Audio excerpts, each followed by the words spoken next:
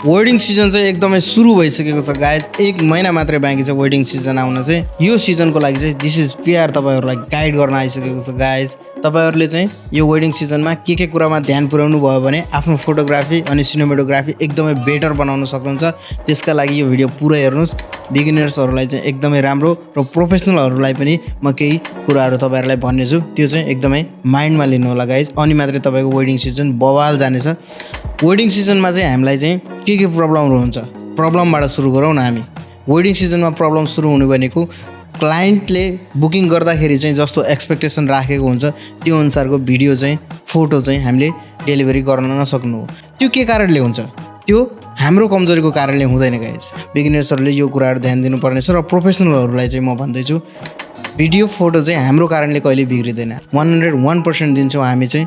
त्यो 101% दिँदाखेरि कसरी फोटो भिडियो बिग्रिन्छ? क्लाइन्टले हामीबाट चाहिँ जस्तो एक्सपेक्टेसन राखेका हुन्छन् त्यस्तो टाइपको उहाँहरूको चाहिँ त्यो इन्भाइरोमेन्ट, त्यो डेकोरेसन, त्यो अन्य कुराहरू जुनले इफेक्ट पार्छ फोटोग्राफरलाई अनि सिनेमेटोग्राफरलाई, त्यो चाहिँ राम्रो हुँदैन। त्यो भने जस्तो नभएपछि फोटो कहाँबाट राम्रो आउँछ त?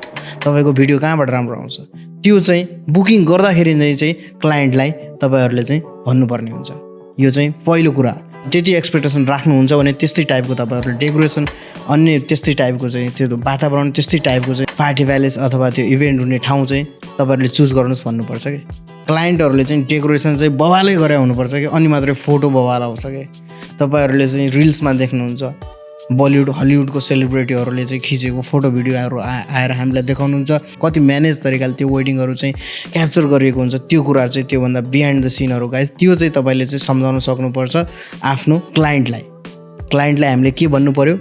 हामीले आफ्नो 100% दिन्छौँ, तपाईँहरूले पनि आफ्नो 100% दिनुहोस् कि, अनि मात्रै भिडियो फोटो दामी आउँछ कि गाइज। त्यसपछि चाहिँ न उताबाट कम्प्लेन हुन्छ न हामीले कम्प्लेन गर्ने ठाउँ हुन्छ। बुक गर्दाखेरि नै क्लाइन्टलाई तपाईँको एक्सपेक्टेसन अनुसार हामीले फोटो भिडियो डेलिभरी गर्न सक्छौँ, तर हाम्रो चाहिँ त्यहाँ चाहिँ म्यानेज चाहिँ राम्रो गरिदिनुहोस् है। फोटो खिच्नका लागि फोटो कसरी राम्रो आउँछ, भिडियो कसरी राम्रो आउँछ हामी तपाईँलाई गाइड गर्छौँ। त्यही अनुसार तपाईँले चाहिँ यत्रो पैसा फोटोग्राफीमा खर्च गर्दै हुनुहुन्छ भने 2-4 पैसा अरू थप्नुहोस्, डेकोरेसन राम्रो गर्नुहोस् र राम्रो ठाउँमा बिहा गर्नुहोस्। अनि सेकेन्ड कुरा गाइज, गियर्स एकदमै इम्पोर्टेन्ट कुरा। गियर्स चाहिँ न्युली लन्च भएको तपाईँहरूले लिन सक्नुहुन्न भने 1-2 साल पुरानो लिनुहोस्। गियर्स चाहिँ नयाँ हुनु पऱ्यो। त्यो गियर्सले नै इफेक्ट गर्ने हो। धेरै फोटोग्राफर तथा सिनेमेटोग्राफरलाई म के सुन्छु के देख्छु भने गियर्स उनीहरू लिएको हुन्छन् 2010-2015मा रिलिज भएको, खोज्छन् 2025 जस्तो भिडियो। 2025मा आएर 2015को क्यामेराले हुन्छ त? त्यतिखेर डिएसएलआरको जमाना थियो होला, अहिले मिररलेसको छ। हामीले पनि आफूले अपग्रेड हुनुपर्छ। तेस्रो कुरा के इम्पोर्टेन्ट छ भने गियर्स जस्तै नयाँ आफूलाई पनि अपडेट गर्न सक्नुपर्छ। आफूभन्दा कम्पिटिसनभन्दा माथि र आफूसँगै कम्पिटिसनमा रहेका मान्छेहरू कस्तो किसिमको काम गर्दैछन्, उनीहरूले कस्तो किसिमको डेलिभरी गर्दैछन्, उनीहरूको गएर पेज भिजिट गर्ने कि उनीहरूको वेबसाइट भिजिट गर्ने कि, त्यो तपाईँहरूमा भर पर्छ कि गाइज, होइन? तपाईँहरूले चाहिँ एकदमै राम्रो आफूलाई self develop, self update, self learning चाहिँ गर्न जरुरी हुन्छ।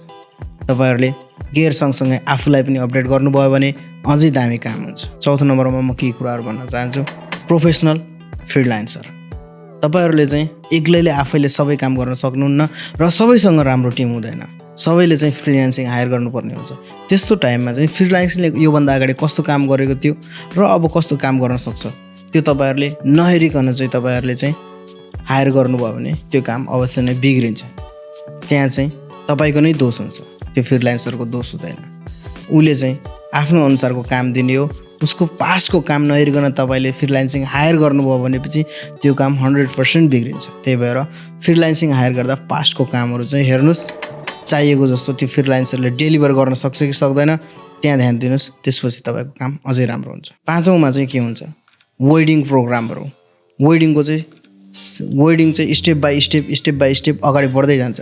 हामीले त्यही अनुसार स्टेप बाई स्टेप अगाडि बढ्नुपर्छ। तर एउटा कुरा ध्यान दिन जरुरी हुन्छ, निडर बन्न जरुरी छ, सबैसँग घुलमिल हुन जरुरी छ। हँसिलो अनुहार लगाएर काम गर्छ भने क्लाइन्ट पनि हँसिलो अनुहार लगाएर खुसी हुन्छ कि। हामीलाई भित्रभित्रै चाहिँ हामी एकदमै एनर्जी लस भइसकेको हुन्छ, तैपनि हामीले एनर्जी देखाउनु पर्ने हुन्छ कि। त्यो एनर्जी कता गएर कन्भर्ट हुन्छ थाहा छ? त्यो एनर्जी चाहिँ हाम्रो फोटो अनि भिडियोमा गएर कन्भर्ट हुन्छ कि। त्यसपछि मात्रै काम बवाल हुन्छ। हामीले खाना नखाइकन पनि काम गर्नुपर्ने हुन्छ। कुनै दिन हामी भोकै पनि बस्नुपर्ने हुन्छ कि। कुनै दिन खाना सकिसकेको हुन्छ कि खानै पाउँदैनौ। कुनै क्लाइन्ट यस्तो पनि पर्दिन्छ तिमीहरूलाई हामीले खाना खाऊ भनेको टाइममा खाएनौ, अब चाहिँ खाना छैन। कुनै क्लाइन्टले भन्छ हामीलाई भन्ने हो खाना, आफै खान सक्दैनौ। सबै कुराहरू सहेर बस्नुपर्छ गाइज हैन। यस्ता धेरै कुराहरू हुन्छन्। क्लाइन्ट चाहिँ थरी थरीका क्लाइन्ट हुन्छन्। सबै क्लाइन्टलाई मैले नराम्रो भन्न खोजेन, सबै क्लाइन्ट राम्रो पनि हुँदैनन्। यो चाहिँ ध्यान दिनुपर्ने हुन्छ। हामीले आफ्नो काम गर्ने हो, आफ्नो काम राम्रोसँग गर्ने। वेडिङ सकिन्छ, एकचोटि बरमाला हुन्छ कि त्यो बरमालामा चाहिँ तपाईँको छुट्यो त छुट्यो। सिन्दुर हाल्दाखेरिको प्रोग्राम सकिसकेपछि सिन्दुर हाल्न लाउन मिल्छ मिल्दैन नि। त्यही भएर चाहिँ यस्ता मेन प्रोग्रामहरूलाई चाहिँ एकदमै बवाल तरिकाले सुट गर्नुपर्छ। सिनेमेटोग्राफरले पनि ध्यान दिनुपर्छ। कुनै पनि मान्छेहरूले चाहिँ सिनेमेटोग्राफी गर्दाखेरि क्यामेरामा हेर्नु भएन कि त्यतिखेर त्यो मुभमेन्ट नै बिग्रिहाल्छ। उनीहरूले कतिखेर क्यामेरामा हेर्दैन, त्यस्तो टाइपको मुभमेन्टहरू खोज्दै क्याप्चर गर्दै गर्ने हो। त्यसलाई चाहिँ सिनेमेटोग्राफरमा गनिन्छ। एकदम दामी हुन्छ त्यसरी भिडियो। नर्मल भिडियोग्राफर एउटा छ, नर्मल फोटोग्राफर एउटा छ। क्यान्डिड फोटोग्राफर र सिनेमेटोग्राफरले चाहिँ यो ध्यान दिनुपर्ने हुन्छ। जुन मुभमेन्टहरूमा चाहिँ एक्सन भइराखेको हुन्छ हैन, अलिकति त्यस्तो ठाउँमा चाहिँ ह्यान्डल चाहिँ सुट गर्दा चाहिँ त्यस्तो ठाउँमा राम्रो देखिन्छ कि। त्यो आफ्नो आफ्नो चोइस हो जसरी सुट गर्नुहुन्छ, तर ध्यान दिनुपर्ने कुराहरू धेरै हुन्छ। सबैभन्दा इम्पोर्टेन्ट चाहिँ आफ्नो सामानहरू चाहिँ आफैले जोगाउनुपर्छ कि। हामीले चाहिँ हाम्रो सामान यहाँ राखेका थियौँ, अब त्यो सामान चाहिँ हरायो भन्न कसैलाई मिल्दैन। कसलाई भन्ने हामीले गएर वेडिङमा सबै आफ्नो काममा बिजी हुन्छ, उनीहरूलाई सामान हेरिदियो भने त्यो चाहिँ हुँदैन। त्यही भएर सामानहरू चाहिँ लाखौँको सामान हुन्छ, एउटा ब्याट्री पनि 10,000को पर्छ। त्यही भएर आफ्नो सामान चाहिँ आफै सुरक्षित राख्ने यो सबै टिप्सहरू तपाईँले चाहिँ फलो गर्नुभयो भने अबदेखि चाहिँ तपाईँको वेडिङ बवाल हुन्छ। यसको नेक्स्ट पार्ट चाहिँ म फेरि ल्याउनेछु। केही कुराहरू यसमा चाहिँ अलिक भन्दा लामो हुन्छ, नेक्स्ट पार्ट पनि हेर्ने है।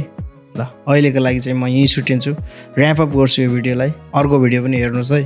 ल केटा, वेडिङ सिजन चाहिँ बवाल गर्नुहोस्, पैसा कमाउन चाहिँ नबिर्सिनुहोस्, नयाँ गेयरहरू थप्नुहोस् र मलाई लाइक सेयर सब्सक्राइब पनि गर्नुहोस्। टिकटकमा हो भने फलो चाहिँ हान्न नबिर्सनु होला। Wrap up guys.